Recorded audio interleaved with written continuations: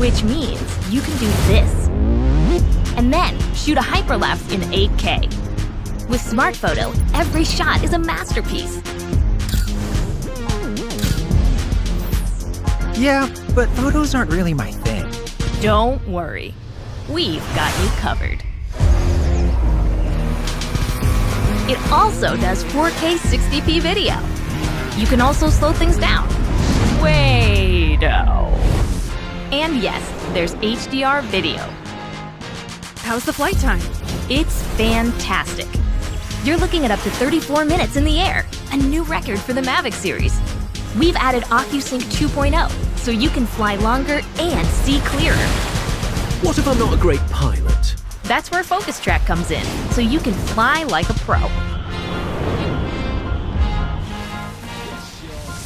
Or just press a button.